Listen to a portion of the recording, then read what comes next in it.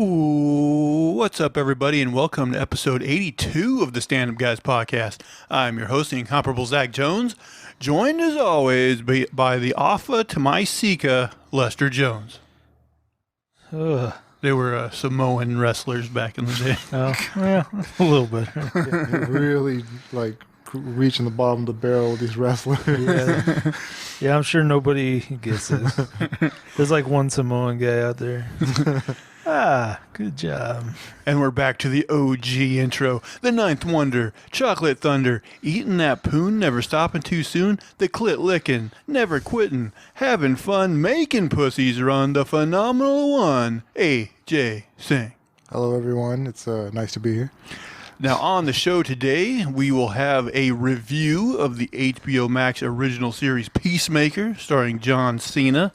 But before we do that, guys, what else did you do this week? What else did you watch? Did you have time for anything else? No, I just watched Peacemaker. I mean, I don't want to bring anybody down, but my Houston basketball team, the Cougars, lost 2 games in a row. They went from number 6 in the nation to number 14. So that was painful for Just like that. Just like that. All that hard work. Those poor Cougars.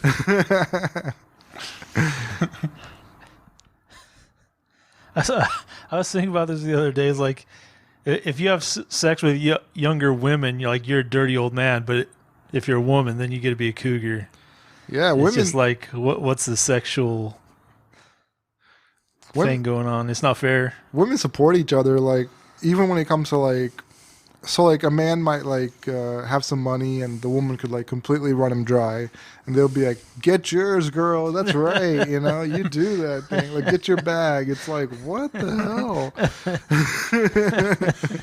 Okay, let's change the perception. So it would be like the cool animal for an old man that's scoring young puss. I mean, it's usually like an old goat, right?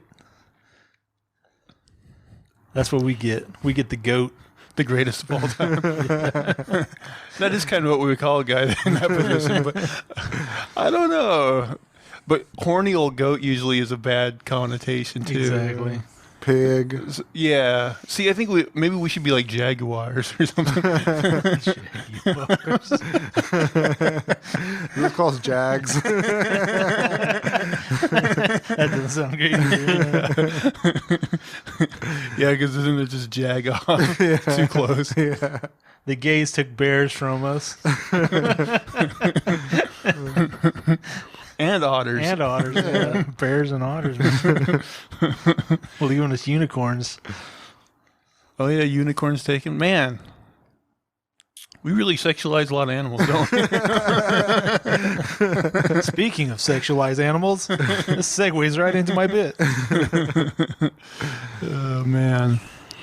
One thing that we did do, me and Lester, I think on Sunday, is we actually went to Multnomah Falls, which is kind of a touristy place outside of Portland, a nice waterfall you can go to. And I had never actually, you can walk up to the top of it, hike up to the top, which is something I've never done because it seems like every time I've ever been there, it was rainy and shitty or just, I was with my parents and they didn't feel like it or whatever, but we actually hiked to the top, which is a pretty good hike. Yeah. No, I was feeling it. Plus, I was getting the heat rash going. Yeah, he had some weird heat rash going on. He thinks it's due to a gluten allergy or something. He was all broke out. Oh. Yeah, well, I get this weird thing where I just don't sweat and I just accumulate heat and get a rash. Oh. I don't know. It's weird. But it was funny because a lot of people bring their dogs on the trail, Yeah. And this one woman had a Pomeranian on a leash, and they were going downhill as we were going up. But this thing was so afraid of heights, it was going away from the cliff just as far as it could go, because they had some bricks on the there's the a other wall side. on one side and a cliff on the other side, and he was pushed up against that wall. He was freaked the fuck out. But my thing is we would assume he was like that, going the other way, all the way, the and they were whole just way. he's fine. Yeah. Just go with it. I saw a big guy. I went to Multnomah Falls and I saw a big guy coming down from his hike. And he was holding a dog, and he fell over, and the dog was like, bark, bark, bark. But the dog was fine. It was fine. But he took a minute to get up. But he was a big dude. That's all it was. He was fine. Let's see. What about you? You've been watching anything besides Peacemaker this week? Yeah, I watched Peacemaker. I watched the season of the Righteous Gemstones on HBO. You watched the whole season? Oh yeah, I think I got through the first season, and it's pretty good. I like the dark humor. Was that with Adam Sandler? No, it's God, what the fuck? I think you're thinking of Uncut Gems. Oh, okay. Oh, Uncut Gems. Yeah, I watched that too a while ago. Okay. What's his name? Is it Kenny something? Oh, okay. That's his name on Eastbound and Down. Oh, Kenny that's right. Powers. Oh, I know who you're talking about. Yeah. I should know it. I should know his name too. Oh well, keep going. How was it? It'll probably come up eventually. Yeah. But yeah, it's been decent. It's about like a family, and John Goodman's the dad, and he's a like a televangelist, and so they're all kind of in this family, and he's kind of like the good guy, at least so far, even though he's got some quirks. But like all the kids are turds, so or crazy or whatever. So it's just a good batch. I think this show got canceled, Vice Principals, but it had a lot of fucked up humor in that too. I really enjoyed that. Mm-hmm. So I watched that one, I don't know, a while ago. Yeah, I never got into that, but the fact that it was canceled makes me never want to start it. The two seasons are pretty self-contained. Oh, okay. Yeah, it wasn't like a running, you know. It was fine if it ended. Anything else? A couple work stories, like one of the janitors approached somebody who was smoking weed on the property and told him they couldn't, and like he turned his back, and the dude came up and punched him in the head really hard. And like the next day, I saw a guy that like matched the description. That had his hand all bandaged up. I was like, yeah, he broke his hand on that guy's skull, you know. Gee. Did the guy that get hit in the head, like, was he knocked out or concussed or anything? Like I didn't get to talk to him about it, so I don't think so. I mean, your skull is very hard. Like it's pretty hard to do. So I don't know. I think the guy just broke his hand on his skull and didn't feel very good. But today, like one of our patrol people, they found like somebody had been camping on the property, and like she's going through this bag, and she found it sounded like it's probably like, you know, a gallon Ziploc bag just stuffed with weed. Jeez. And the guy wasn't there, so that's going to the police. But you'd think like if you had like that much on you, you know, you'd keep tabs on it. Yeah. That's a lot, yeah. Yeah, it's quite a bit. I don't know what the street value of that is, but Thousands. yeah. So Yeah, it's weird that he'd have that much on him. and she didn't just like take it and retire. She turned it in.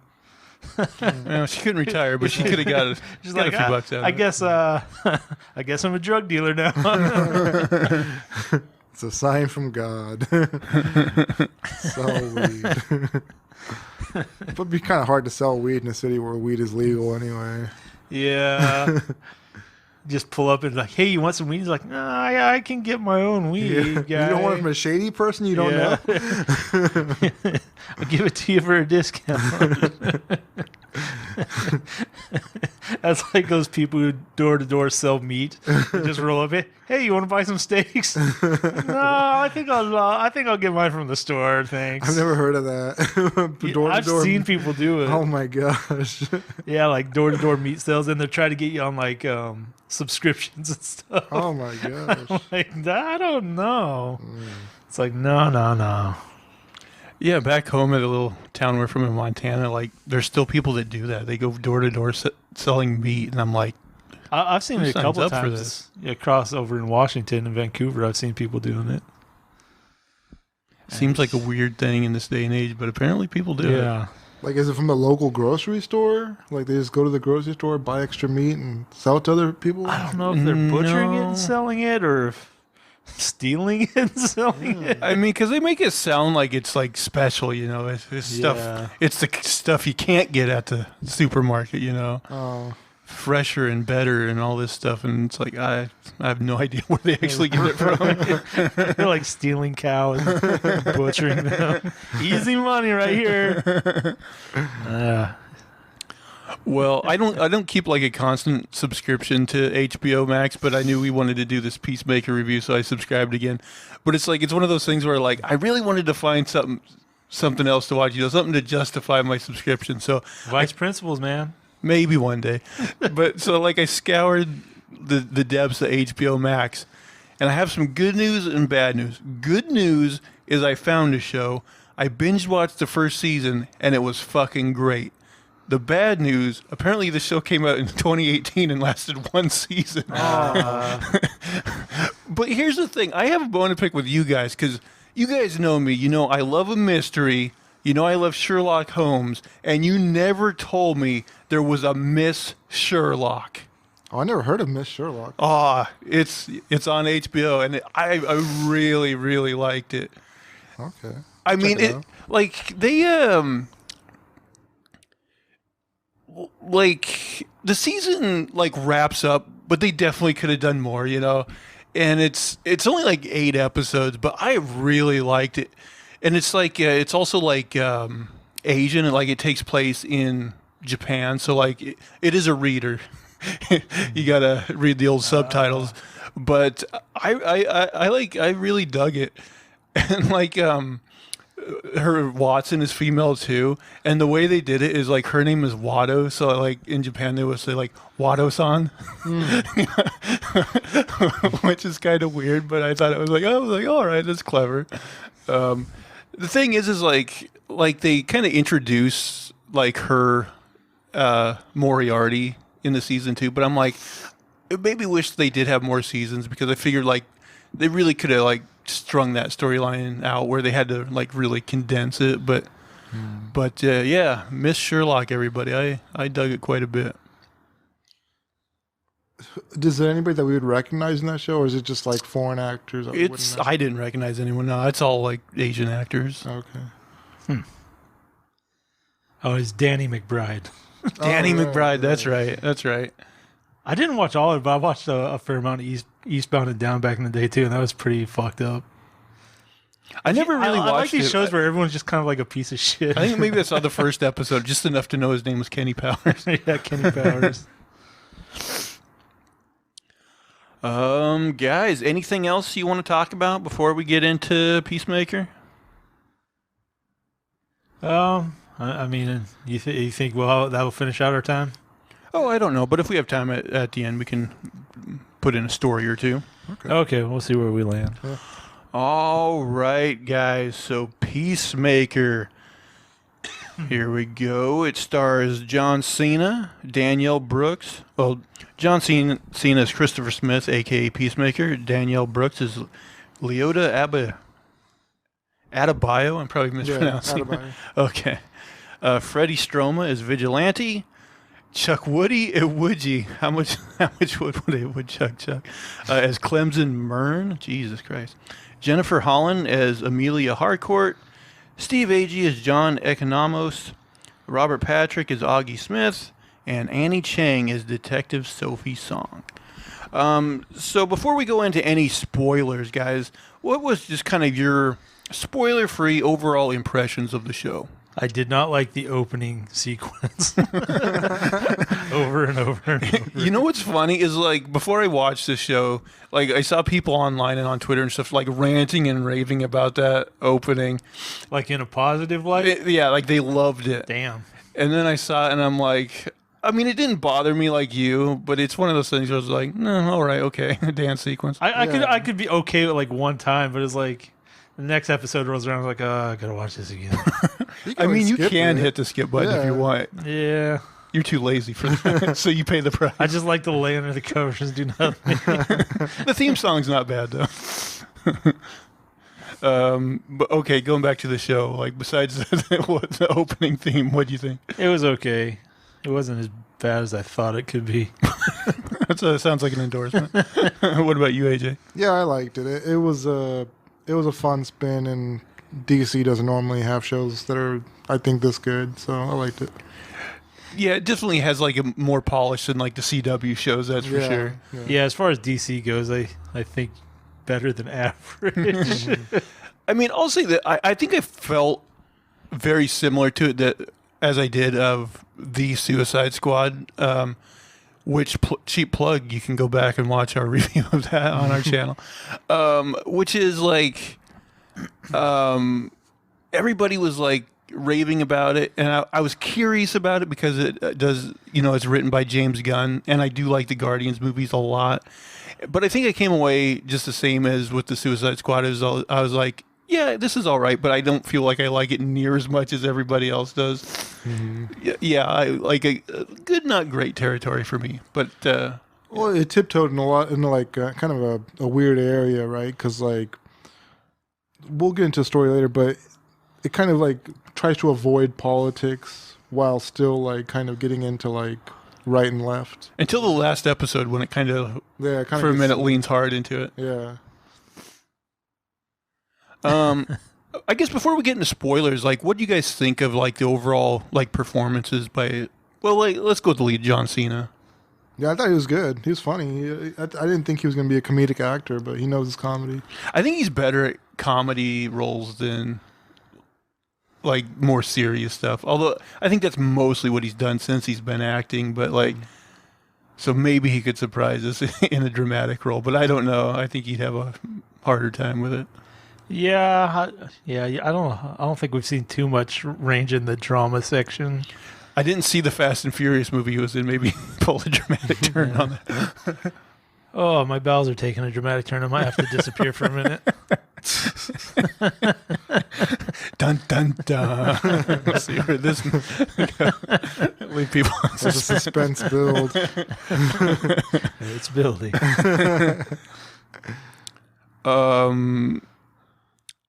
Man, I'll ask you this before we get into spoilers. What do you guys think of the overall humor in this show? Because that's something James Gunn's like known for. And for me, like, I felt that a lot of the humor fell flat. Like, it definitely is amusing moments, but a lot of the humor, I don't know. I didn't find myself LOLing a lot during this show. Like, sometimes I was like, yeah, that's amusing, but I don't know. I didn't find it like rip-roaringly hilarious or anything. I feel like that's part of getting older is like you anticipate too much. And so you don't get the surprise and you're just like, oh, yeah. Mm-hmm. It's not like a more like intellectual, oh, that's amusing. Yeah. That could be it. I mean, there was like once an episode I'd be like, oh, that was funny. That was yeah. It came up, but especially like some of the interactions between him and Vigilante were like so cartoony that I'm like, I don't think this is a conversation even these guys. But yeah, maybe part of the is like the relationship between the two people, whether the humor works or not. And I don't know, like everybody in the hardcore girl, like that's kind of like a tough relationship and never really melded with anybody. I mean, the black girl's got kind of that bubbly kind of personality that is kind of like comic relief. That's true. Yeah, it was a weird dynamic, but okay, should we get into spoiler territory, guys? All right, spoilers ahead. So, I think TV shows are a little harder to review than movies just because there's so much more material and it's hard to kind of remember everything. So, I pulled up IMDb and just kind of brought up like the episode list just to kind of remind me of some of the plot points. So episode 1, A Whole New World. I'll just read like the plot breakdown. Chris Smith gets out of the hospital months after recovering from injuries sustained in Corto Maltese and finds Task Force X waiting for him with a new mission with Chris as Peacemaker. While Chris meets with his team, he has a one-night stand that turns deadly when a woman tries to kill him. So yeah, this basically picks up like right from the Suicide Squad. So like, right. I guess like you could technically watch this without having watched the Suicide Squad because of that little recap. But I don't know why you would watch this if you haven't watched the Suicide Squad. I feel like Suicide Squad is the introduction to Peacemaker. Like, yeah, that's how you even like the character at all. Yeah, I feel like it can be weird if people just watch this without watching the movie. Yeah, and plus if you watched this and then went back and watched Suicide Squad, it wouldn't be the same Peacemaker. You'd be like, this is kind of weird watching it backwards. Well, that's something that struck me because, like, if you just watch the Suicide Squad, like, he comes off as, like, you know, a pretty shitty guy. Yeah. And they kind of instantly have to make you like him, so they instantly kind of soften like who he was in the movie. It seemed like. Okay. Well, I mean, because in the movie he has that line about like I'll kill as many men, women, and children as I need to get peace. But like, and they reference that line like in this show, but then like he very soon like because like the one woman that he has a crush on hardcore like kind of tells him like he's a piece of shit, and that kind of makes him like think about it, and then like we'll get to it, but a couple episodes in, then he's tasked with like killing that family of butterflies, and he can't do it. So yeah, it seems like they knew they had to make him, since he's the protagonist of the show, they had to make him a little less shitty than he was in the movie. It seemed like. I'm trying to think like that first episode, like what. Okay, so I wanted to ask you about his dad, played by Robert Patrick. So this guy is like, we find out very quick, like he's a really shitty guy, right? He's a shitty father. He's a straight up like racist, like, but at the same time, he's like a fucking genius. Like he's like a Tony Stark fucking genius, exactly, that makes all these Peacemaker helmets. And I'm like, is there like anyone like that in real life who's like a scientist or something, like a real fucking genius, but at the same time like a hardcore racist? That's what I was thinking. And like at the same time, he lives in that shitty little house, but then he's got these awesome helmets that he's making. Like he couldn't do anything else with that house, or like get a nicer house. Like he has these mental resources. well, and plus he's got that closet in his house, like the fucking TARDIS from Doctor Who. Yeah, where it's like somehow like enormous, like infinite space on the inside that holds all of his like helmets and shit. Yeah, and I'm just like, what the like? I mean, I could picture an intelligent racist. I'm sure there are lots of them. But like the level of intelligence that he displayed, like, and also having been a hero in the past, I guess. I don't know much about his past. Like he seems like he was like almost like a KKK type figure. Yeah, it's weird because like it seems like because he's the white dragon. The white dragon, like like a KKK kind of guy, and it seems like he had done prison time before. So like. It sounded like he was basically a supervillain that got caught or something. I guess so. But at the same time, like, doesn't John Cena at some point say that, like, the one thing his dad and him have in common is that, like, they fight crime? And I'm like, and there's that scene where it shows him as, like, a little kid and his father's having him, like, kill a guy, like, stab him to death. But... yeah, did it ever really reveal who that was? No, I just figure, a quote unquote bad guy, but you would think like his dad comes off as such a racist. You think like his major people he'd be going after would be like minorities and shit, right?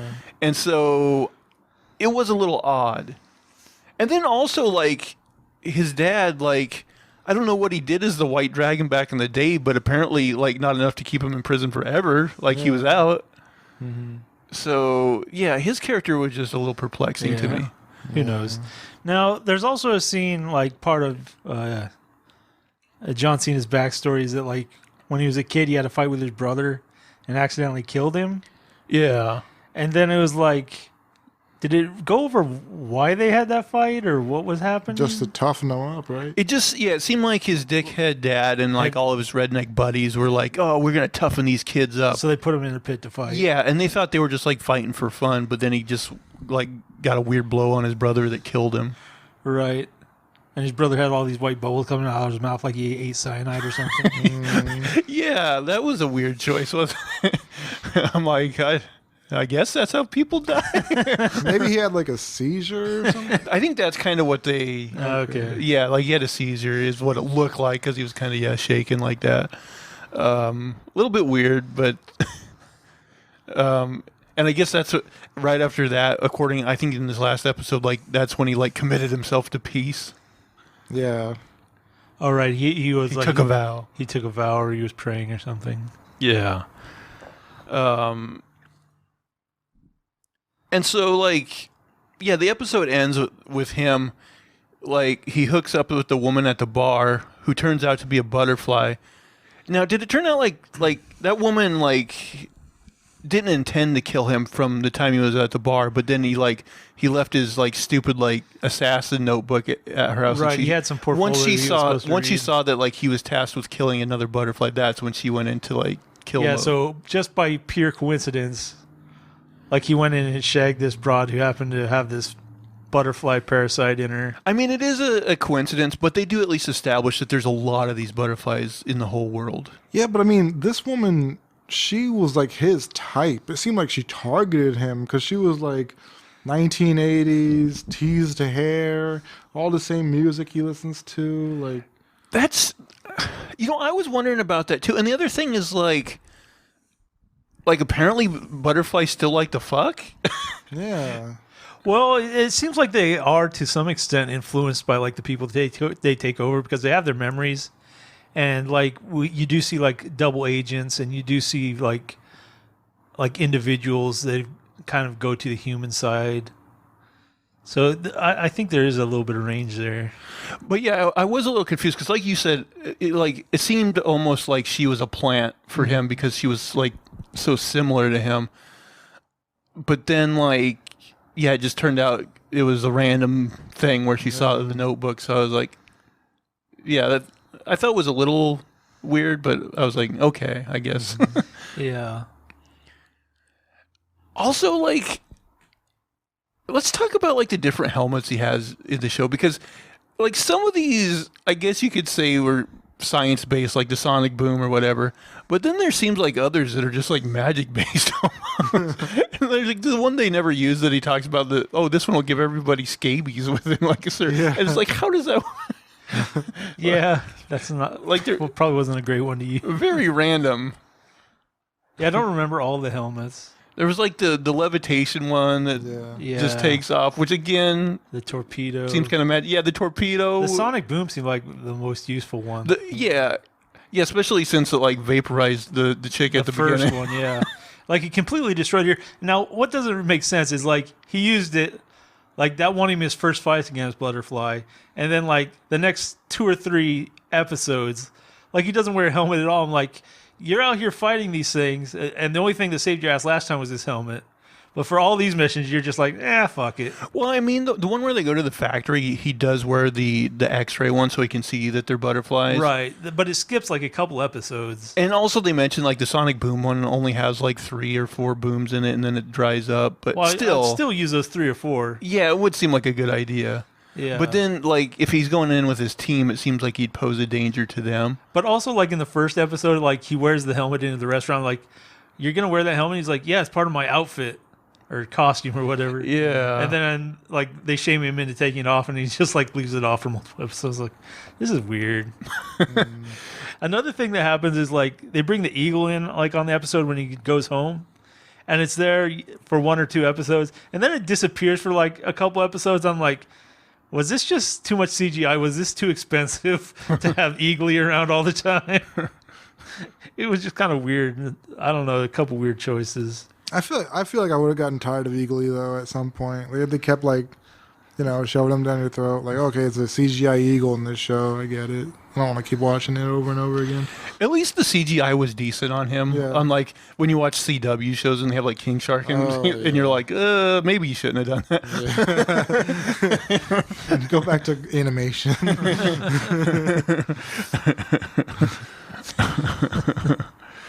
Let's see. Episode 2 was Best Friends for Never. John inadvertently frames Augie for Annie's murder. I guess Annie was the woman he hooked up with, the first butterfly that he killed, landing Augie in prison. Meanwhile, Chris berates himself for all the people he's killed, but a friend stops by to pay him a visit. Cheering him up, the team realize someone amongst them is a mole. But who? Did you guys... I did kind of feel kind of stupid that I didn't put it together, but do you know, like... So, like, in episode 1, like you were talking about when he's in the restaurant with his stuff on, like, the one guy's like, yeah, Peacemaker, you're back. And he's like, oh, that's some guy's brother or whatever. And then, like, a couple episodes later, like when Vigilante is finally unmasked, we see that it's that guy. For some reason, I didn't put that together. Oh, yeah, I was pretty sure about that one. I guess I just had kind of forgot about that guy. Right. And then he took off, and I was like, oh, yeah, that guy. I was like, I should have put that together, but I didn't.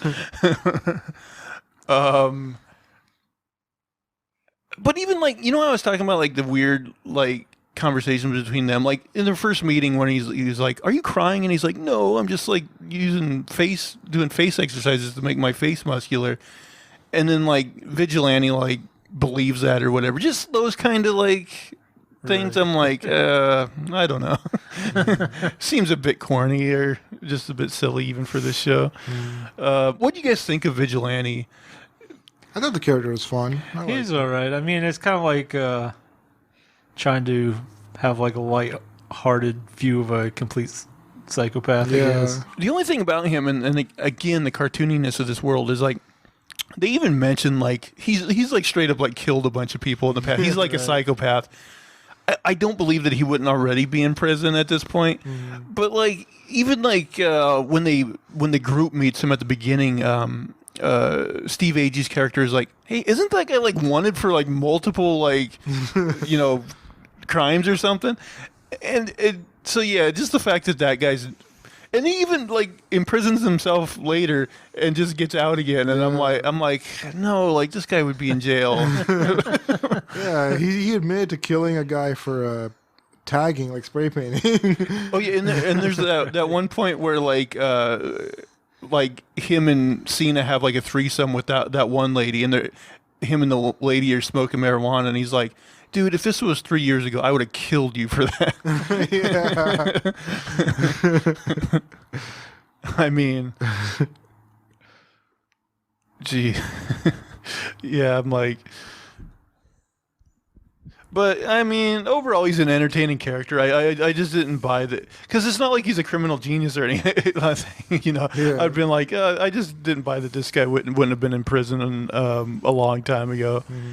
And then I guess they had that whole sequence where he like had to break out of the apartment building, and like he had to tie that couple up and all that kind of stuff. Yeah. I don't know what to say about that. Yeah, it's just, but they kind of use that couple like a couple times, because like first they lie about like him and like get his dad in jail or whatever. Right, they bribe them to frame the dad. Yeah. And then I don't know, they go back, so they have to try and force him to change his story or something. Oh, yeah. What do you guys think about the whole, like, Asian police officer and, like, her partner? Like, it didn't seem realistic to me. I mean, like, an Asian police officer. No, but I mean, like, the whole thing with her was like, she was so strict on the law, like the way things were. She was like, he can't go to prison for a crime that he didn't commit. She was fighting everybody tooth and nail about that. And he's like the whole time just being a douchebag to her the whole time. He's like, thanks, blah, blah, some racist name, Yeah. He's calling her like chopsticks. Yeah. And she's like, I got to get this guy out of prison. I'm like, what is the logic there? Like, nobody would really do that if somebody was being a dick to them like that. I don't know. Yeah, I remember thinking there was that one exchange where he called her like some like funny racist name. And then she had like some comeback, but that she was proud of. But I'm like, no, that wasn't nearly as good as whatever his was. Well, I know when he called her chopsticks, she called him fork or something. But yeah, there were a few of those exchanges. Yeah. The next episode was called Better Goff Dead. The team goes after their first butterfly, although Clemson still refuses to tell Chris what a butterfly is because of trust issues. Vigilante tags along and does the job when Chris can't, but the butterflies capture him and Chris and torture Vigilante to get information from Chris. So yeah, like when you're taking your bathroom break, like I was telling him, like it seemed like they kind of instantly had to kind of soften Peacemaker from what he was in the Suicide Squad, so that he wasn't as much of a piece of shit. And I think this was the first episode where they really put that on display, having him where he couldn't pull the trigger on this family. Yeah, I mean, you've seen this a lot in these universe movies because they want to take a character and humanize them, and they'll shift him pretty quickly to something.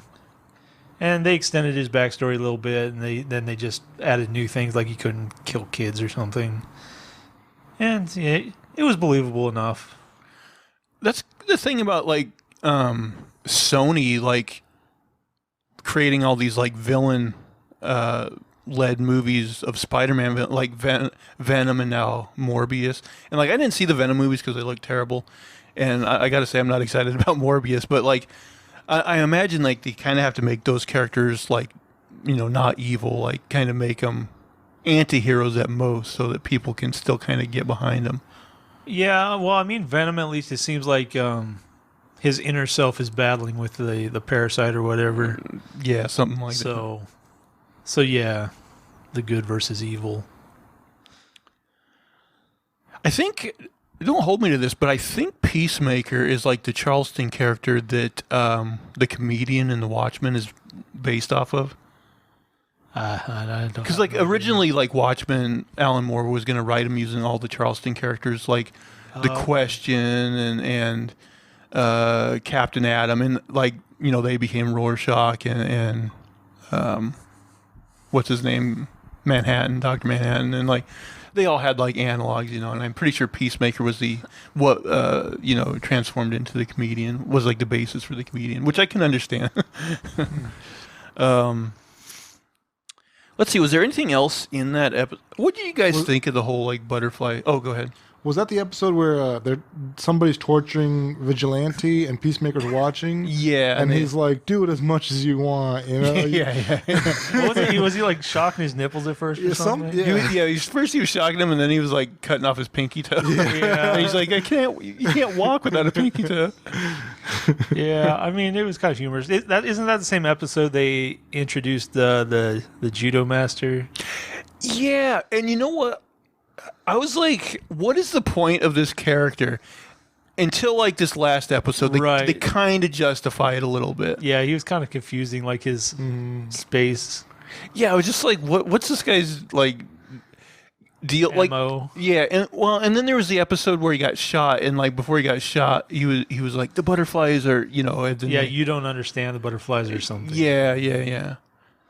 Although, like, they kind of like just like joke about it, but she like shoots him like through the chest, right? And it was pretty much like right in his sternum. Yeah. So I'm like, he should be dead, but like Cena's like, oh, don't worry, he's a ninja. He'll like rearrange his like kidney where his heart is. He'll turn his kidney into like heart or something. And I'm like, this is ridiculous. Like that guy's dead, but like they're just gonna pave over it, right? Well, his first set of injuries, like he was hit by a car and like hit in the head with a baseball bat. Oh yeah, he like crowbarred him a bunch of times, and or like whatever. Eventually, he recuperated from that. I mean, he did have a helmet, so he was good. He did have the helmet for the baseball bat. But yeah, and he can apparently fling Cheetos so hard they like physically hurt you. Yeah, he was like, I don't know. Do you think they had a paid promotion from Flaming Hot Cheetos? They did get a lot of product placement, didn't they? Did. They probably actually did get a thing from them. Yeah. That's You don't see that as much as you used to. Like in the 80s, you'll watch a movie and you'd be like, there's just like Coke everywhere or something like that. Some movies do it to where you don't notice it so much, and then some movies are very blatant about it. Well, like all the products will be there, but they'll also always be like label facing you. Yeah, definitely. And you're like, that's a dead on, yeah. Like I love Man of Steel, but like Sears and IHOP get like some really blatant play in that movie. What do you guys think of because like the Guardians of the Galaxy movies have like really good soundtracks, like it makes it like kind of classic rock and like hits from the 70s, maybe early 80s. This one went with the more like hair metal route, and like also less known, cheaper songs. Yeah. I mean, some of them were noticeable, but yeah, a lot of them I had never heard of. I mean, I was just wondering what you guys thought. To me, I don't know. Maybe I'm like some of them were okay, and then a lot of them I was just like, I don't know. Yeah, kind of. Yeah, I've never been like a hair metal guy, so I mean, but it went with the show, so it was fine. Yeah, it gives the show kind of an identity. Yeah. Yeah. Oh, I was gonna ask, what did you guys think of the whole like butterflies gimmick, like these small aliens taking over people's brains? Like, did you like that? I thought it fit the show because it wasn't like too massive to where like a bigger hero needed to be involved, and not too small to where we didn't care. I thought it was like the right kind of problem. You are kind of right about that because you do see shows sometimes and you're like, if this was really happening, Superman would show up or something. And this one was kind of like low key, like secret ops stuff. He does eventually show up in a silhouette. Right. I was surprised they even had the two characters show themselves. I know, because at first, like, all four of them are in silhouette, and I'm like, oh, they got some silhouettes. Yeah. But then, Momoa and the Flash are really there, and you're like, okay, they paid these guys a couple bucks. Yeah. So they could accuse Momoa of fucking a fish. Yeah, this is like another running joke they had that I was like, okay, yeah, Aquaman fucks fish. Oh, all right. Guess he's a gay fish. The next episode was The Chode Less Traveled. Leota prompts Adrian to try and kill Augie in prison before Augie rats on Task Force X based on what Chris has told him. Chris and Amelia bond further. Amelia gives Adrian a ride. Judo Master escapes and has a rematch with Chris. And Clemson has a drink. That's the one where we find out that Myrn is a butterfly at the end. Mm-hmm. You know what's weird is before that reveal happened, I had a feeling like somebody on the team was going to be a butterfly, and like he kind of was my leading suspect just because he was leading the group. I don't know if you guys felt that at all. And then, well, it was confusing in that like you wouldn't know why really, and then when you kind of figured out like that he actually was on their side, that there are some like double agents within it. It's kind of it's like a certain layer of complexity there that I thought was good. Yeah. I'm glad they introduced that element that like these butterflies aren't like all uniform in their way of thinking. Although he seems to be like one of the outliers. Like, right, there's only like a couple that show up. Him and that sheriff guy who eventually gets killed and then turned into a different butterfly. I had a question about that guy. Is he, when he's first introduced, is he already a butterfly? I don't think so. I think he's like a crooked cop, like he's a plant or something. See, what I didn't get, that guy confused me. Right, he was very confusing, but he was taken over later. Because he obviously knew that Myrn was a butterfly, right? Or maybe he didn't. I don't know. You know, I've seen that guy in like other things. He always plays like a creepy guy, and he's really good at that. But like, yeah, his character confused me as far as like how Myrn knew him, like what their history was. Well, like somehow he was put in place because they needed to replace whoever was in charge there. 55 seconds left in the second period. The Columbus Blue Jackets are beating the Chicago Blackhawks 4-2. Alexa, off. Wow, Alexa felt the need to tell us what was that basketball? Yeah. I wonder what hockey? I wonder what the fuck we said that like it was like, oh, you need scores. I don't know. Alexa, like every once in a while, just goes off. I don't know. It was weird. Alexa's possessed. Now you said her name, so she's Yeah, usually you have to say the name. But yeah, back to that sheriff guy. Like, what do you think that Well, okay, yeah. Well, I mean, that's one thing the butterflies did do is like they were replacing people in power and stuff, and they were trying to get in like that. But then again, like if the what is it, Myrn the Pern.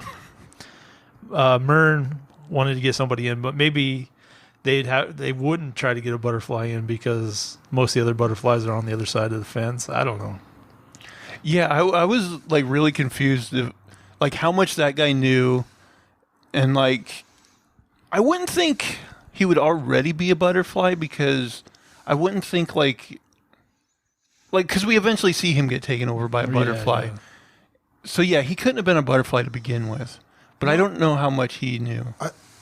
So there was one character where they killed the body first, and then the new butterflies, when they just got there, the butterfly inside the body tries to escape, and the Asian cop, who's now become like a butterfly herself, she kills it, and her partner goes, "You murdered him." Well, that was the Mern butterfly. Yeah. Oh, that was the Mern. Okay. Yeah. Okay, that answers that. But yeah, that sheriff guy definitely puzzled me a little bit. Oh, I had another question. So, like, we find out early on that Adebayo, her mom is Amanda Waller. She's the mole in the group. Right.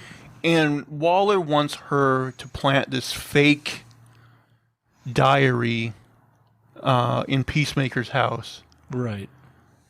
What was the overall, like, what was her overall plan?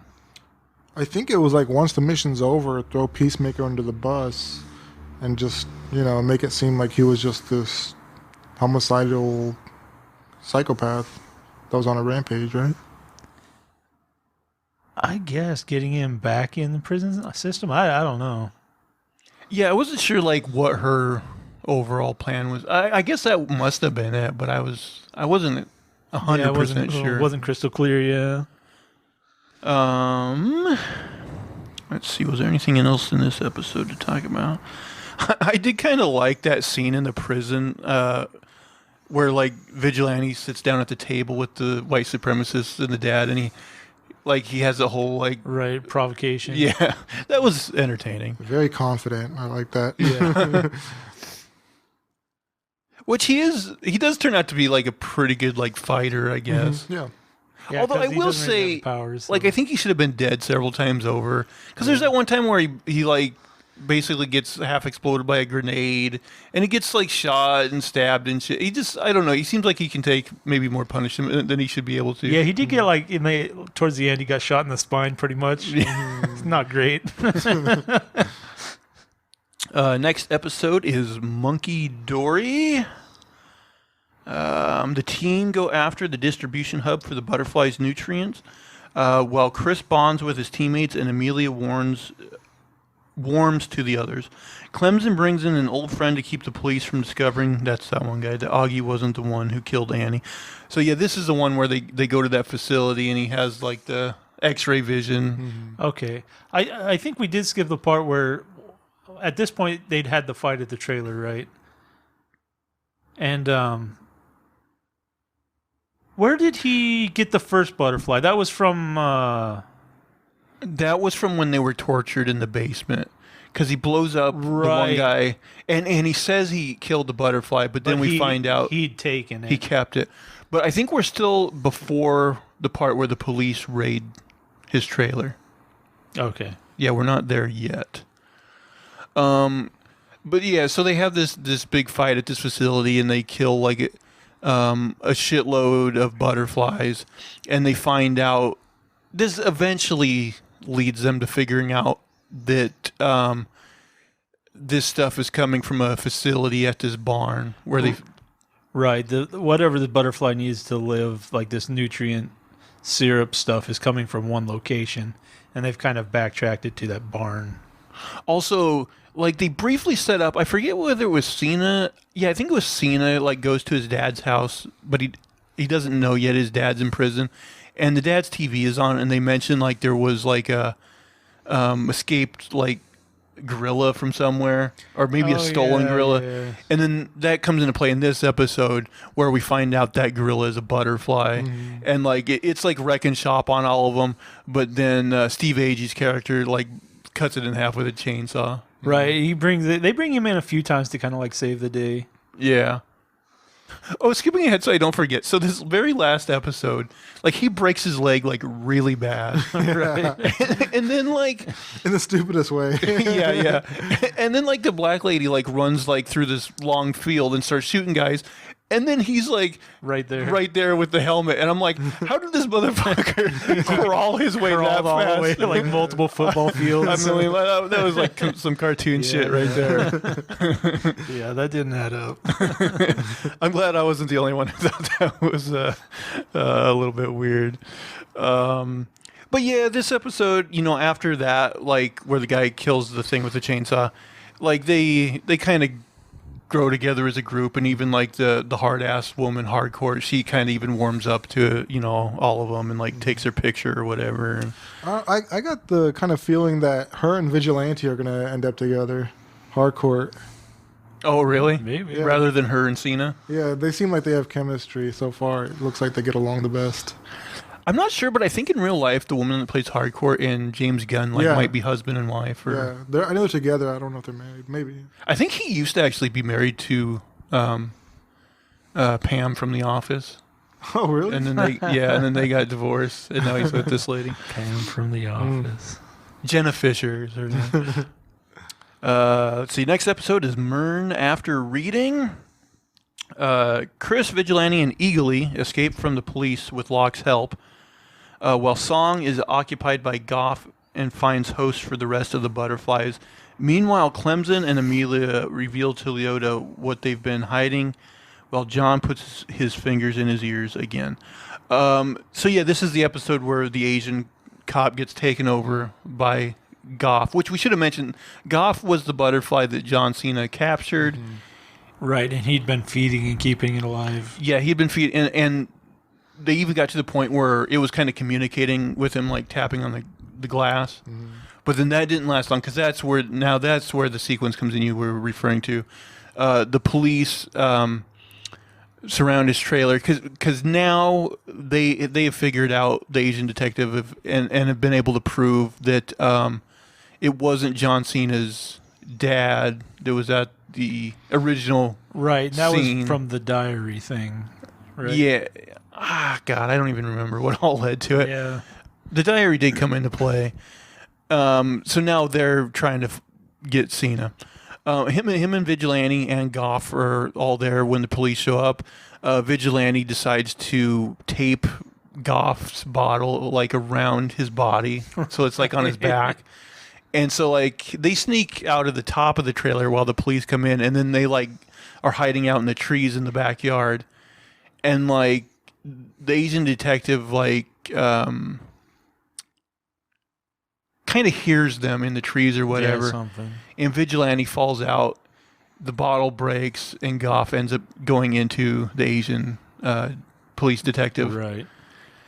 But then, like it said in there, that weird Locke guy, he allows him to escape by like shooting a bunch of officers. Yeah, that's right. I did kind of really like the sequence though, where like she gathers all the butterflies together and basically brings them to the police station, and they start going after everybody. Right, basically they take over all the police, and then they go into prison and take over a bunch of prisoners. Yeah, I dug that sequence. Mm. And they play I don't remember the song they play, but I remember like liking it and like kind of digging that whole sequence. Something like She's a Monster. Yeah, it had a monster in it. Or She's My Monster. Something I don't remember. She's my favorite monster. Something like that. Let's see. Going by quick. You guys ever remember that show, All Real Monsters? I never watched it. Never really watched it was like one of those Nickelodeon shows, right? Yeah. Man, there's so many of those that I never watched, like that and Doug and Rugrats. Oh man, I watched all those. Really? Tell me what the appeal of Doug was. To me, Doug was worse than anything. He was the worst. He was so bland, and just there was nothing going on in that show. But it was just the cartoon looked kind of like the Simpsons style, sort of, you know. So he looks like the American Caillou. I was going to just say he looks like the kid Caillou like grows into to be. I mean, when people talk about somebody being bland, they talk about Doug and Patty Mayonnaise. Mayonnaise. Wait, there's a character called Patty Mayonnaise? Yeah, well, everybody in that show is pretty much like I don't know. They're named after weird stuff. He's got a friend named Skeeter who's blue. the girlfriend that he likes, her name is Patty Mayonnaise. Oh my God, Doug and Patty Mayonnaise. His dog name's Pork Chop. Did racist black people make this show? We'll name him Doug. Don't even give her a real last name. Make it Mayonnaise. Were there any black people like characters in the show? Well, I think his friend Skeeter, who was blue, was supposed to be like a black person. I'm not sure. The racist black people that made the show were like, well, we can't be in this. We'll make them blue. We're not going to be racist towards ourselves. We wouldn't be seen by Doug. Yeah, that show, I was like, who watches this? Somebody must. Just had to watch it. It was on and there was nothing else. Let's see. Next episode is called "Stop Dragging My Heart Around." Leota has second thoughts about the team's mission, while Chris Vigilante, Eagly, and John dodge White Dragon and his skinheads. Meanwhile, the butterflies come for Clemson at the motel. Amelia and Leota are there, and one of the team falls in battle. So that's the episode where Mern dies and his butterfly comes out. That's right, because like the white supremacists, they track him by he's got the bag full of helmets, and he has trackers in the helmets. Yeah, something like that. And then they tie a helmet to a raccoon to trick them. That's another thing I thought was so cartoony. Like, they do it off screen, and then he just has a bunch of scratch marks on his face. But I'm like, this show sometimes gets a little goofy for its own good, I think. Raccoons are hardcore, man. Yeah. Yeah, I'm trying to think, like, what do you guys think of his dad, like, KKK Iron Man suit, basically? It looked kind of cool. The horns and everything. Yeah, I don't know. But Vigilante, like, basically, like, ends up, like, stopping him for a while by, like, grenading him, right? Yeah, yeah. I don't remember. You know what's weird, though, in that scene, like, yeah, like, Vigilante drops a grenade, which I would think would be so close it would just kill him. He disappears from sight somehow, like, gets behind a tree. I'm like, I don't think I really buy this. Yeah, with all those guys there. Yeah, too. all those guys there, and, like, nobody sees him, like, crawl off in agony or whatever. I mean, yeah, Vigilante, like, they should reveal that he's a metahuman somehow, because, like, there's no way. Like, he would have to have, like, Wolverine powers almost.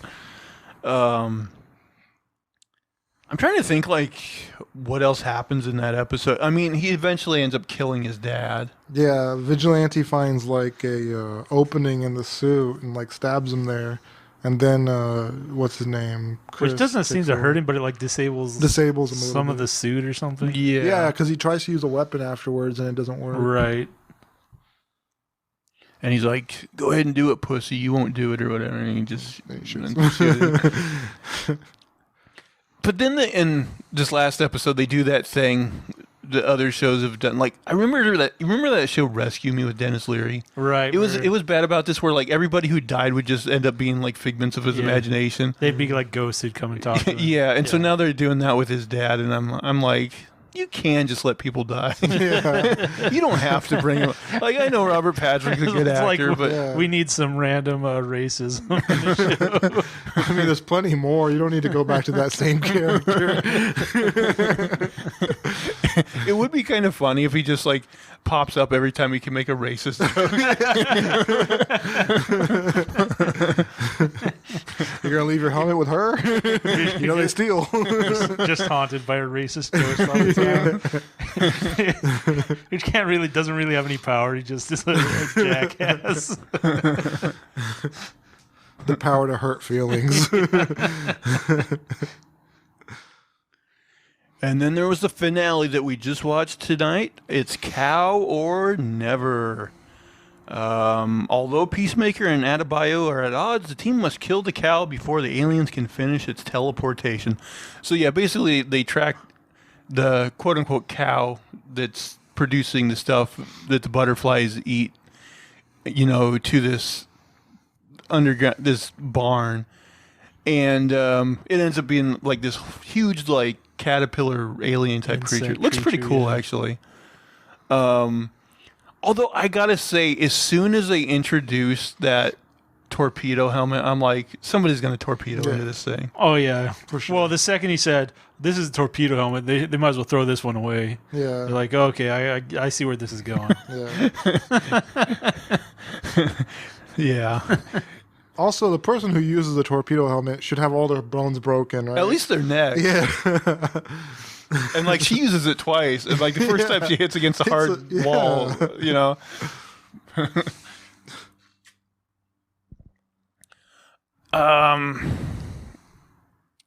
Yeah, I mean, and the other thing, like, you know, when he killed that woman in the beginning with the sonic boom, Yeah, yeah. you know, she just like exploded in a Right, red she was pretty mist. close. She exploded. But maybe it's just because we couldn't really see it. But on this one, it seemed like they did that several times, and like some people were just like pushed back, and like I What- guess some people must have. Yeah, I think it was disappeared. proximity Yeah.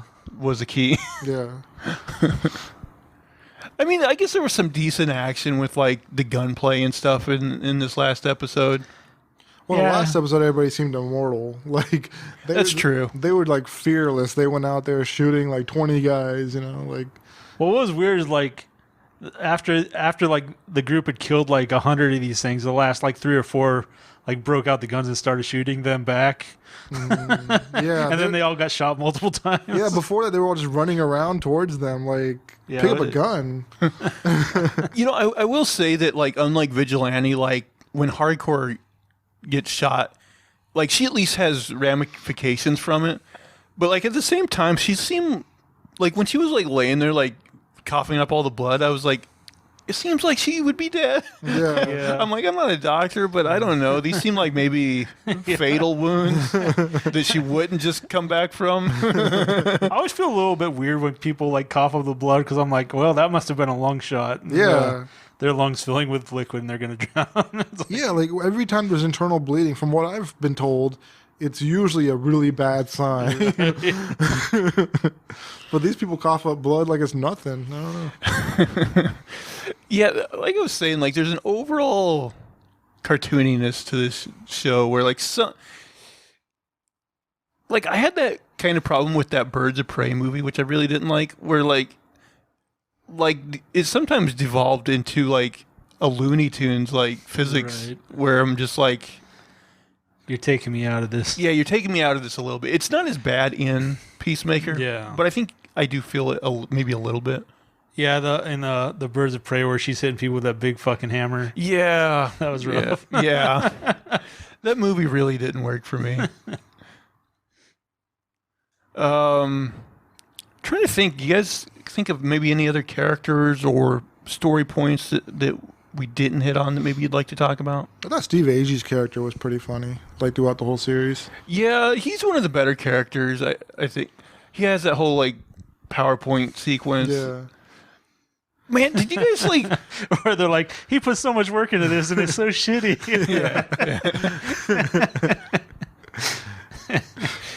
Did you guys like? You know how a lot of episodes had like if you stuck through the credits, they had like Oh yeah. after credits. some- Did you guys watch those? I didn't wait for him.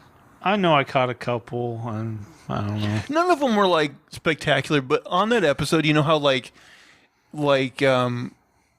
you know, they have that argument because he's like, you put my dad in jail, and he's like, who else could I have done it with? And he just starts like naming like a million people. Like the after credit scene is him just doing that more, and I'm like, did they feed John Cena all these people, or is he like actually like? I think he like ad-libbed that. Yeah, I'm like, is he ad-libbing all these people? Because he like did Yeah, a it was a lot. long list. It was a lot. Actually, a lot of those after credit things were like just like they would go back to a line from the show and just basically expand it, and like it was like them like riffing on it more. You know, like that one him and Vigilante has where like if it walks like a duck and quacks like a duck, like they extended that one. Like it wasn't good, but Right. just for example, that's kind of some of the stuff they had.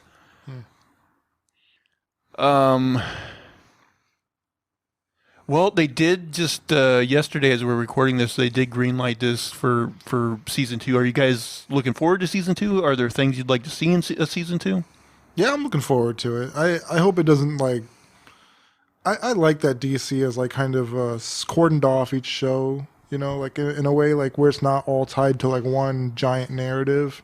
I know they brought like the Justice League at the very end just to show them off, but I hope it stays like in its own little world. Like it's not spilling over to like Batman's issues and Superman and other people. You can definitely tell, at least with this series and James Gunn, that, like he has an affinity for like lesser used characters and like oddball characters. Even like there were characters they didn't use, but like he had like throwaway lines where he mentioned like other like lower tier DC characters. Like I think at one time he mentions Matter Eater Lad, which is just like the worst superhero ever, and things like that. So like, yeah, this show, yeah. Hey, I got a question for you. I was just wondering this because we watched the finale. Like at the very end, like a butterfly shows up at his house. Now, do you guys think that is Goff? Yeah, yeah. And do you think they're going to kind of continue this butterfly storyline in season 2 then? I wouldn't think so. They don't have the source of the milk. Or that's what I was wondering. Like the syrup. Because he even like fed this thing like kind of the last of his jar or whatever. Yeah. It's weird though because this is something we didn't really touch on. So like at the very end, like the Asian woman who's she's the one taken over by Goff. Yeah.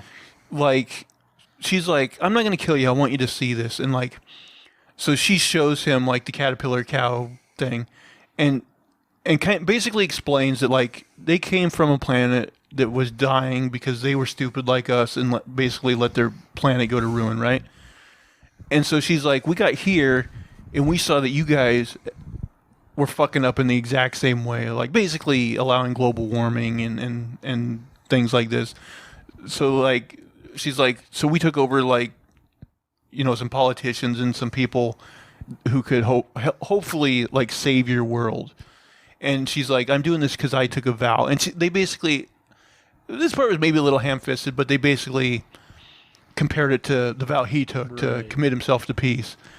And like, in the end, like he of course decides not to go along like with her, and like they kill the creature and everything. But like, it seems like you think they're just gonna totally abandon that storyline, like just all the butterflies died because they ran out of their shit. I mean, that's kind of what I think, and then there'll be a new enemy. Now, this essentially means, though, that, like, all the people, like, all the host bodies will just die, I guess, right? I don't know. I mean, the host body's already dead. Like, they killed them to get inside. That's basically true, yeah. But, like, the whole world will see a bunch of people drop dead, right? That they don't know are butterflies. It seems like they'll have to address it at least a little bit in the next season. Maybe I'm wrong.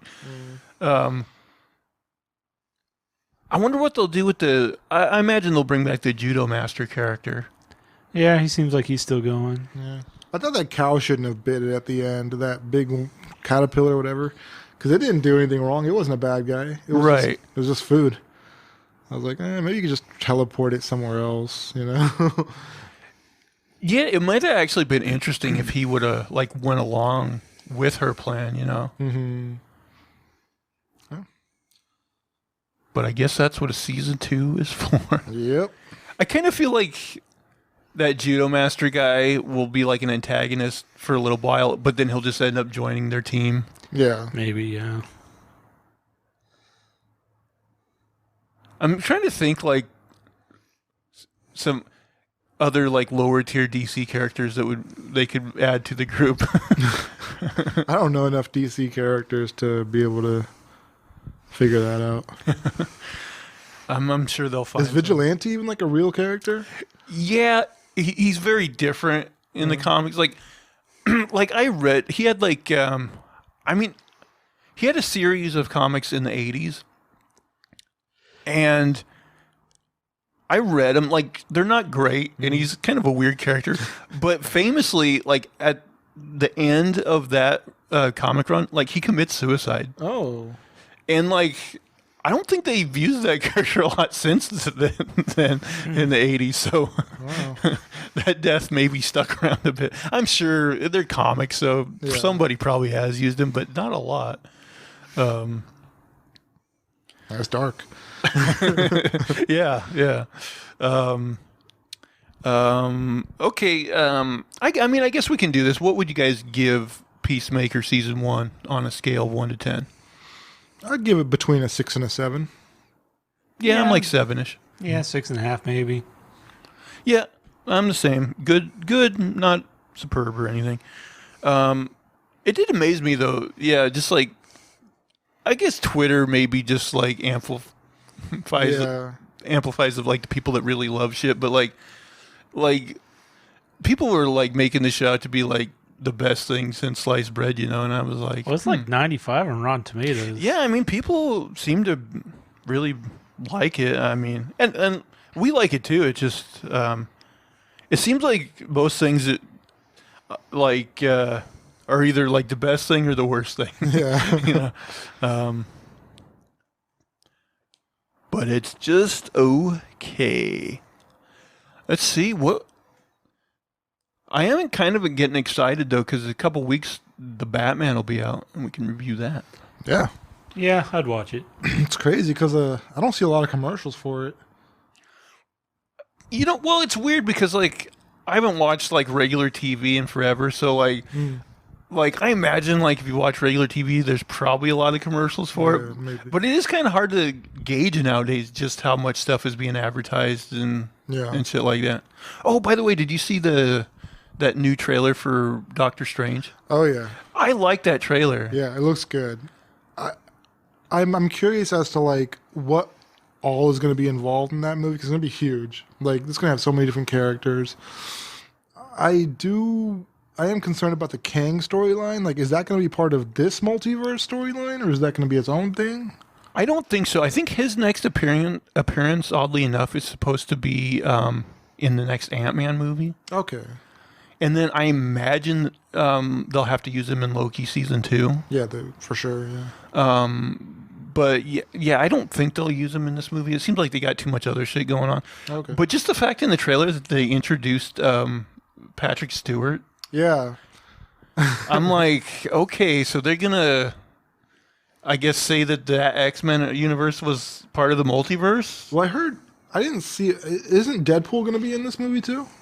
I haven't heard that, but I'd imagine it's a possibility. Yeah. So I think they're going to introduce a lot of new characters. Like X-Men is going to be introduced, I think. But I mean, I would think like when they finally have the X-Men like in this universe, like they're not going to have him be the Charles Xavier of the MCU. I wouldn't think, because he's like in his 80s. Like I imagine they're going to like have to, recast, and he's just going to be like part of like a multiverse of Charles Xavier. Like I don't know. Okay, so maybe the X-Men in this universe are from a different universe from the ones that we've seen the movies prior. Like, I would think so. Because I don't just see him like trying to reuse a bunch of the people they've used in they the past. couldn't. Yeah, they couldn't. But I think they're kind of using him as like a bridge to maybe introduce the X-Men. Okay, yeah, I can see that. That'd be pretty cool. But I mean, like, his X-Men are those old cast members. So, like, what would he be doing exactly in that case? Like, if it's new people. Well, some people are speculating because in the comics they have like that Illuminati. Oh yeah, Which is like, him, Reed Richards, Tony Stark, Namor, Black Panther, Black Bolt, I think too in the Black comics. Bolt. Yeah. Which I don't think they'll use in this movie, but like some people are speculating that like they'll maybe at least introduce the concept of that Illuminati in this movie, and like he would be like a member of that or something. Oh, okay. So like, So it's he interesting. would have knowledge about X-Men, but it wouldn't Yeah. be his X-Men. Okay. Yeah, something like that, or it's interesting. I don't know exactly what they're gonna do. Yeah. No, I mean, it is interesting, especially the Illuminati. Like, they're like this overarching high table that, like, knows everything that's going on in the Marvel universe. So we'll kind of have some like that mystery we had from WandaVision, like where we were like, what's going on, you know? I think we'll have more of that with the Illuminati. Yeah, and it's looking like Wanda's going to play a fairly big part in this movie. And they're kind of carrying on that thing where it looks like I wouldn't say she's going to be a villain, but at least an antagonist to a certain degree. Yeah, I've heard like different people say different things. Like she might be controlled by like Dormammu or Chthon or something. Oh, I don't think that, but after watching WandaVision, I wouldn't think they'd be like put her motivations on something like that. That's true, yeah, because she did have her own selfish motivations. And she's got like the Darkholme book or whatever. And that does like over time like impact the person who's reading it. Like it has a sway over them. You know, I thought when they originally like introduced the Disney Plus like superhero shows that they were going to make it so like, you know, you could watch those, but if you just watch the movies, like you'll still be up to speed. But it looks like they're pretty directly referencing WandaVision in this movie. Yeah, I mean, I don't know what they're going to say about her beforehand, like to like summarize the whole show, like let you know like what's important. I think they're probably going to do that because from what I understand, what's his name? Kevin Feige said that you don't need to watch the shows to know the movies. So I think they're going to like summarize all that stuff in the movie and let you know. Okay. They very well could. Yeah. I mean, I was definitely interested to see Doctor Strange, but I will say, like, this trailer made me more excited to see it. Yeah. Like, I thought it was It's the next very big movie. interesting. Yeah. Definitely interested Seems to like see it. Marvel keeps making these big home run movies, man. Like these big blockbusters that everybody goes and watches, spends $1 billion on. Yeah, they're doing really well. And, like, they're finding ways to, like, keep it interesting. Yeah.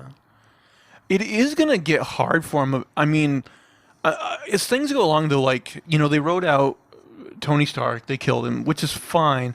But, like, eventually, like, people like Chris Hemsworth and, like, you know, more and more of the actors that have been around for a long time are going to either get tired of doing it or, you know, and it's like, are they going to eventually kill everybody or write everybody off in a weird way, you know? It seems like eventually, like, it's going to get kind of bizarre, you know? Yeah. But, I mean, I think this is, like, they're, like, 20... I want to say, like, 27, 28 movies or something into the MCU, which is crazy that a franchise is, like, had that many movies in it. It all started with Blade. Well, I mean, because Marvel was going bankrupt, and Blade was a movie that saved them from going bankrupt. And then after that, they were able to, like... You know, and then, the X-Men. Uh-huh. Yeah, I don't know how, like... But I'll be honest, when the original Blade movie came out, like, I had never heard of Blade, and I didn't know until years and years later that he was even a Marvel character. Yeah, same here. I had no clue. Yeah. I mean, X-Men, you know, but Blade, I had no fucking clue. Yeah, I thought it was just a vampire thing. I didn't think it was like a comic book superhero. Yeah, same. Yeah. Same. I had no clue at that time. And vampires were pretty popular, like around 2000. Like all these vampire movies came out around then. I don't know. And they got popular afterwards too with Twilight. But Right. I don't know, they were popular. I thought it was just that. Maybe should we do Twilight in review? I think Lester would love that. I don't think any of us would. One of us has already watched all of them. Wait, is that true? No. Oh. Well, you love terrible movies. So. I do love terrible movies. I've seen like the breakdown of Twilight. Yeah. It's terrible. Yeah. Roman never made you watch all of them? No, that's one movie she hasn't like been big on. Luckily, it was probably past her time to like watch those movies. But yeah, she was a teenager. I would have had to watch them. All right, guys, should we wrap this bad boy up? Yeah. Well, everybody who watched and listened, we thank you very much. Hope you enjoyed this review of Peacemaker. Please subscribe both to the YouTube channel and your podcast service of choice, and leave us comments about how you like this review, and maybe chime in with other things you'd like us to review. We'd be happy to do it. Well, maybe unless it's Twilight. Oh, somebody left their phone on like a rookie. Well, usually she's ringing OJ's phone. And also, besides, you know, subscribing to everything, go ahead and subscribe to our Twitter feeds and interact with us there. Guys, where can people find you on Twitter? At a name for this too, and that's the number 2. At unsolicited SUG. And you can find me at Zach Jones Live. That's ZachJonesLive. And also watch Miss Sherlock on HBO. Hashtag save Miss Sherlock. Well, you said it got canceled. We got to bring it back now. Yeah, save it. Bring it back. It might be, I hate to say it, I'll always root for it, but it's probably too late for that Becker. Like 20 years too late. Yeah. Reboot. But Miss Sherlock has a chance. So save Miss Sherlock. Hashtag. Like if you ever make a time machine, go back and cancel Becker from ever starting. Don't listen. Save Don't Zach listen. the heartache. Forget about Hitler. Just go back and cancel Becker. I'm going to go back in time and save it. It's going to last at least 10 seasons. That's y'all's MCU, just erasing and saving Becker over and over again. He's got like a TiVo from 1980, just loaded to the brim with Becker. I can't lose this. Must preserve this time, this particular time frame. All right. Well, I think that is going to do it for all of our shenanigans and poppycock this week. Please, please, please tune in again next week. Bye, guys. Take care. Have a good one.